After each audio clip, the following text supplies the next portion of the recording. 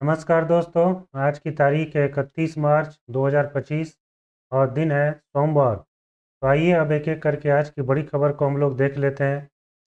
केंद्रीय सड़क परिवहन और राजमार्ग मंत्री नितिन गडकरी ने घोषणा की कि अब दो पहिया वाहन निर्माता को अपने टू व्हीलर को बेचते समय दो हेलमेट भी देना पड़ेगा।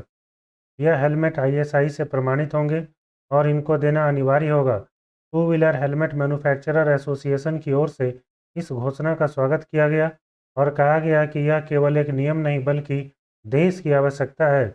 जो परिवार सड़क दुर्घटनाओं में अपनों को खो चुके हैं उनके लिए यह फैसला उम्मीद की किरण है कि अब ऐसी दुर्घटनाओं को रोका जा सकेगा।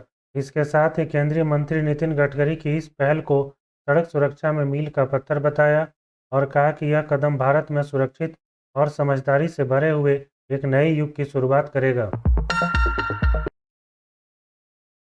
प्रधानमंत्री नरेंद्र मोदी ने कटरा से लेकर कश्मीर तक के लिए वंदे भारत एक्सप्रेस को रवाना करने का फैसला लिया है।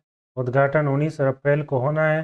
केंद्रीय मंत्री जितेंद्र सिंह ने कहा कि प्रधानमंत्री नरेंद्र मोदी 19 अप्रैल को उधमपुर पहुंचेंगे और विश्व के सबसे ऊंचे रेल पुल का उद्घाटन करेंगे। वंदे भारत रेलगाड़ी फिलहाल कटरा से चलेगी क्योंकि जम्मू स्टेशन का निर्माण कार्य अभी चल रहा है। आपको बता दें कि कटरा से कश्मीर रेल मार्ग में 38 सुरंग, 927 पुल और 1315 मीटर लंबा चेनाब पुल भी शामिल है, जो एफिल टावर से भी ऊंचा है। वंदे भारत ट्रेन से जम्मू और श्रीनगर के बीच की यात्रा का समय अब काफ़ी कम हो जाएगा। प्रधानमंत्री नरेंद्र मोदी ने ईद उल फितर पर देशवासियों को शुभकामनाएं दी और कहा कि यह त्यौहार समाज में आशा, सद्भाव और दयालुता की भावना को बढ़ाएगा। उन्होंने सभी के प्रयासों में खुशी और सफलता की कामना की। राष्ट्रपति ने ईद उल फितर की पूर्व संध्या पर सभी नागरिकों को खासकर देश और विदेश में रहने वाले मुस्लिम समुदाय को शुभकामनाएं दी और अपने संदेश में राष्ट्रपति ने कहा कि ईद उल फितर रमजान के पवित्र महीने के दौरान रोज़ा और इबादत के संपन्न होने का त्यौहार है। उन्होंने कहा कि यह पर्व भाईचारे, सहयोग और करुणा की भावना का प्रतीक है। यह सामाजिक संबंधों को मजबूत करता है। अब कुछ खबर राज्यों से भी हम लोग देख लेते हैं। झारखंड को दूध उत्पादन में आत्मनिर्भर बनाने के लिए राज्य सरकार गोड्डा में पशु आहार कारखाना लगाएगी। इसके जरिए 2027 तक 60 लाख मीट्रिक टन दूध का उत्पादन हो सकेगा। कारखाने लगने के प्रस्ताव पर कृषि मंत्री शिल्पी यात्रिकी ने मंजूरी प्रदान कर दी है। उत्तराखंड में गंगोत्री धाम के कपाट इस वर्ष अक्षय तृतीया यानी कि 30 अप्रैल को सुबह 10:30 बजे खुलेंगे।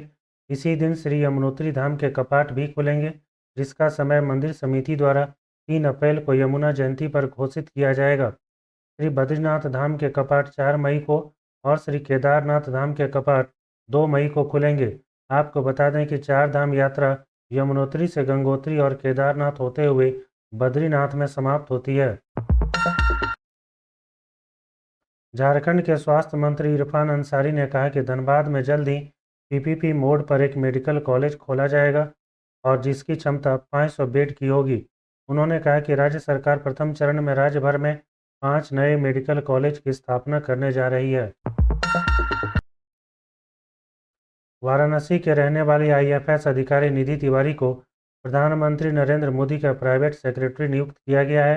निधि तिवारी 2014 बैच की विदेश सेवा की अधिकारी है और इससे पहले वह पीएमओ में ही डिप्टी सेक्रेटरी के पद पर तैनात थी।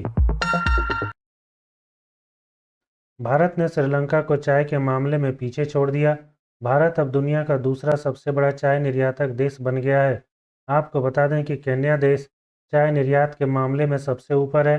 भारत के असम, दार्जिलिंग और नीलगिरी की चाय सबसे बेहतरीन मानी जाती है। यहाँ काली चाय का निर्यात सबसे अधिक है। उत्तर प्रदेश में मुख्यमंत्री योगी के सख्त निर्देश के बाद अब अवैध रूप से ई-रिक्शा और ऑटो नहीं चल सकेंगे। मुख्यमंत्री ने कड़ा फैसला लेते हुए इसके लिए अभियान शुरू करने के लिए निर्देश दिया है। अभियान चलाकर हर हाल में रोक लगाई जाएगी। सड़क दुर्घटनाओं को लेकर मुख्यमंत्री ने अपनी चिंता जाहिर की और कहा कि किसी भी गाड़ी की स्टीयरिंग नाबालिगों के हाथ में न हो, इस पर विशेष ध्यान दिया जाए।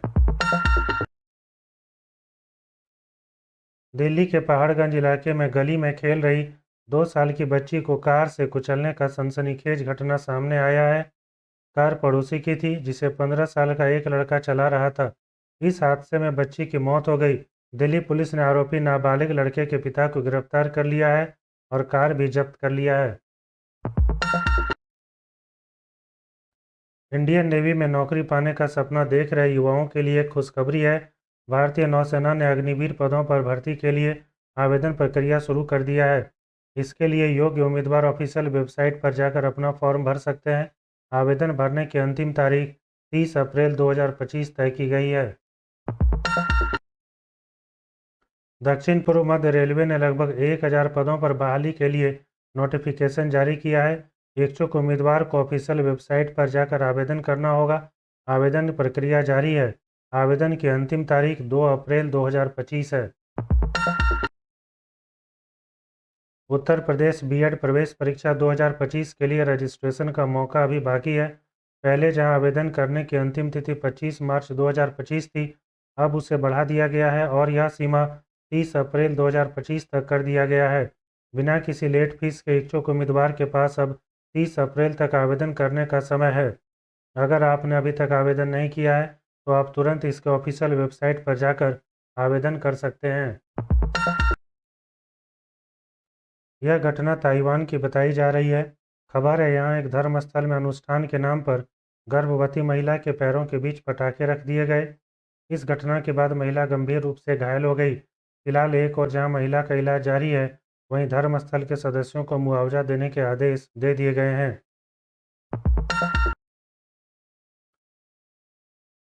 म्यांमार और थाईलैंड में पिछले हफ्ते विनाशकारी भूकंप आया, जिसने भारी तबाही मचाई।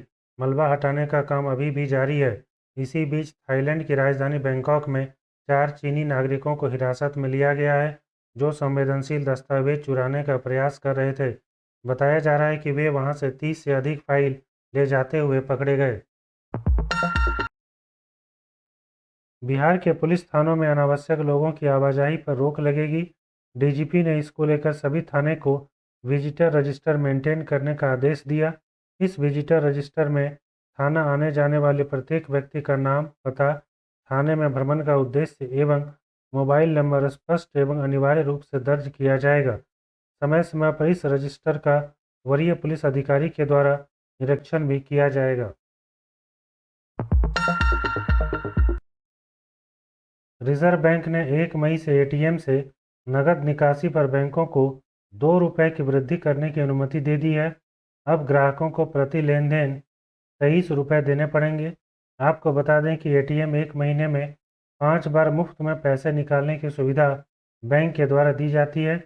इसके अलावा अगर कोई ग्राहक लेन देन करता है तो अधिकतम ₹23 शुल्क लिया जा सकता है। अभी वर्तमान में अगर किसी ग्राहक की 1 महीने के अंदर की मुफ्त लेन देन की सीमा खत्म हो गई है तो बैंक उस ग्राहक से ₹21 तक वसूल सकता है। प्रधानमंत्री नरेंद्र मोदी बिम्स्टेक शिखर सम्मेलन में भाग लेने के लिए 3 अप्रैल को थाईलैंड की 2 दिन की यात्रा पर जाएंगे। विदेश मंत्रालय में पूर्वी मामलों के सचिव ने आज नई दिल्ली में संवाददाताओं को यह जानकारी देते हुए बताया कि यह प्रधानमंत्री की थाईलैंड की तीसरी यात्रा होगी। अब आखिर में आज का सवाल, क्या आप जानते हैं वह कौन सा अनुच्छेद है जिसके अनुसार सारे देश में समान नागरिक व्यवस्था लागू है? तो 44, 34 या 45? इसका जवाब आप कमेंट बॉक्स में दे सकते हैं। इस तरह की और बड़ी खबरों को जानने के लिए आप इस वीडियो को लाइक और चैनल को सब्सक्राइब कर सकते हैं।